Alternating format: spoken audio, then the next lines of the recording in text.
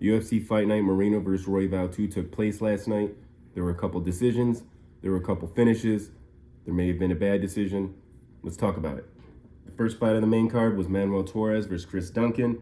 Both fighters started off landing a punch on each other. Duncan's punch landed cleaner. It was the better punch.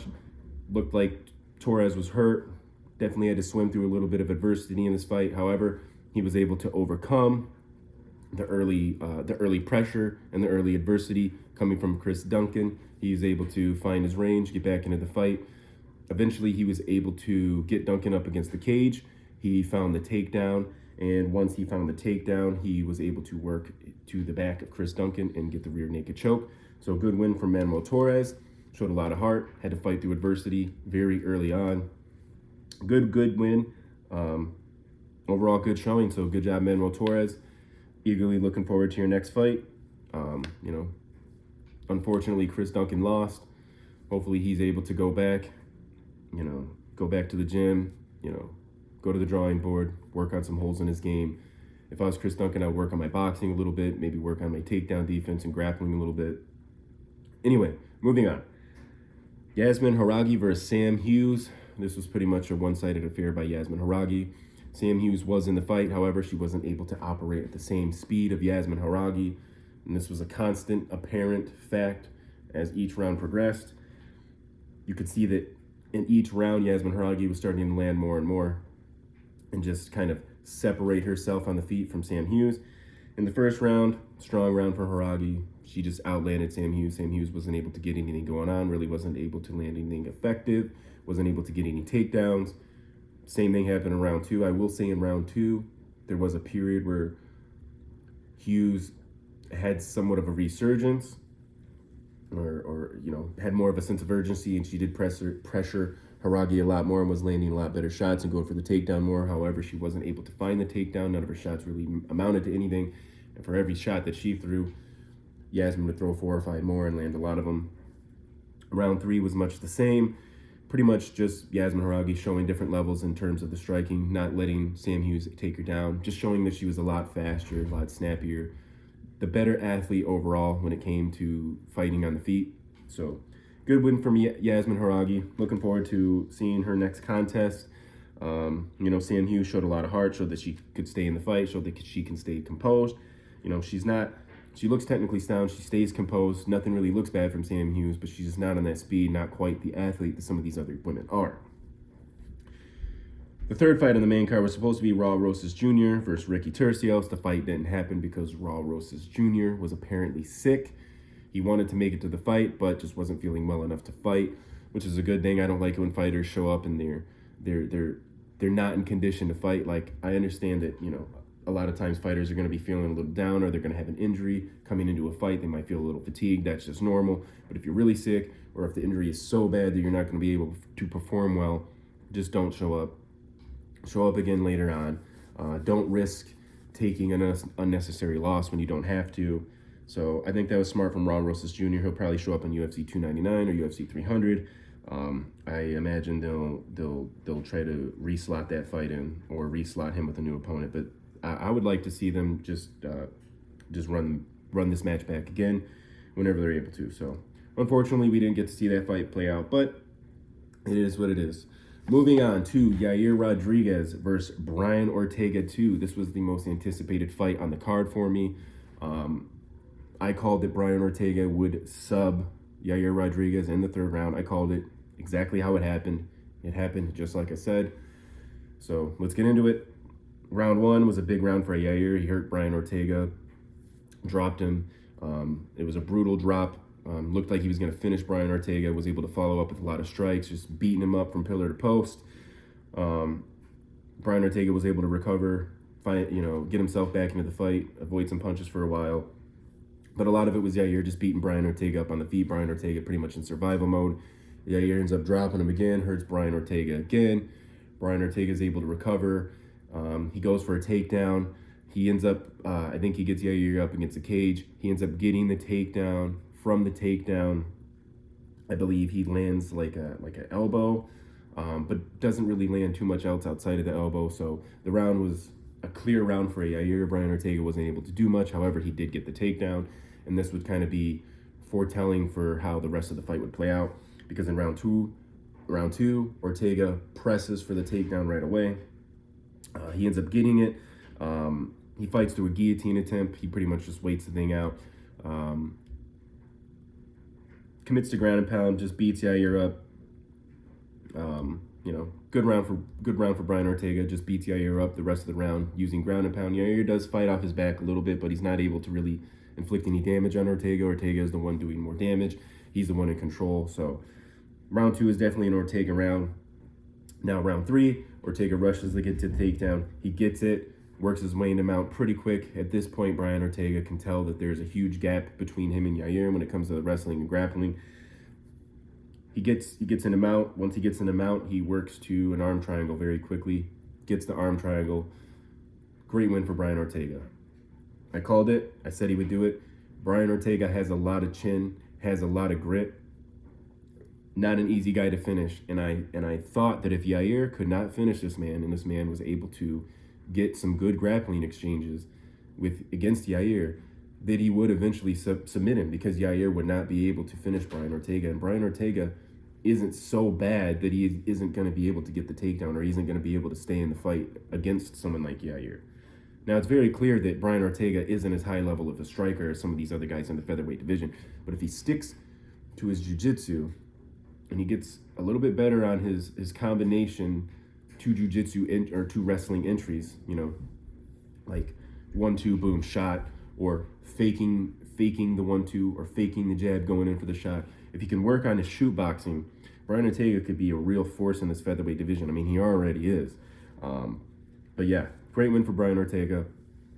I called it. I said he would beat Yair Rodriguez via submission in the 3rd round, and he did. So what can I say? I'm just awesome. On to the main event. Brandon Moreno versus Brandon Royval. This was a bad decision. I know Royval landed more punches, but a lot of those punches were weak. A lot of them were hitting the arms, hitting the shoulders, hitting the gloves of Moreno. Moreno was able to move out of the way of a lot of them to effectively dilute the amount of power behind him.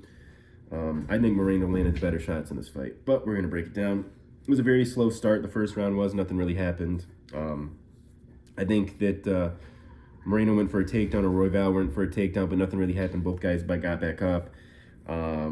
Moreno had the better showing, landed a lot of counter overhands, landed a couple counter check hooks, I believe, was able to land some leg kicks on the lead leg of Royval too. Royval, however, he was busy. He was the busier man, throwing a lot of jabs, a lot of twos, throwing a lot of kicks, but nothing really landing clean, nothing really landing hard. Was the busier man, but I think Royval had the better showing.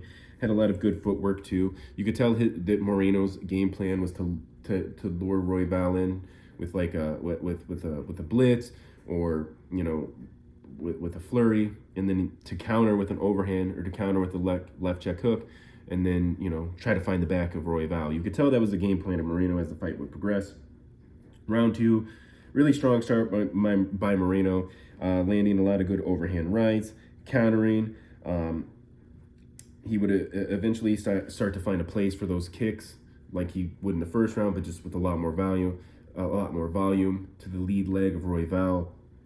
I really think that was the clear, decisive factor in this second round for who gets the second round. I think it was the leg kicks of Moreno, because both guys were pretty busy. I do think Moreno showed a little better showing as far as the striking goes, because he was landing better counters and stuff, but Royval was a lot busier. So there's something to be said about that.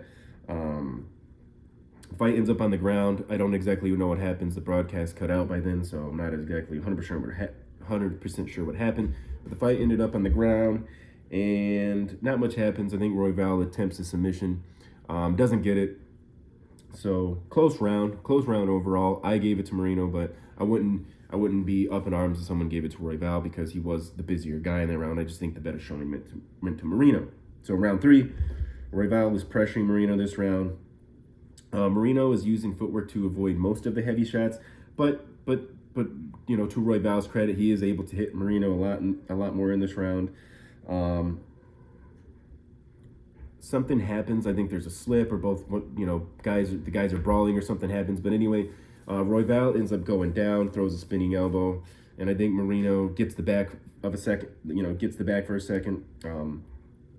But Royval is able to, you know, nothing really materializes from the back take.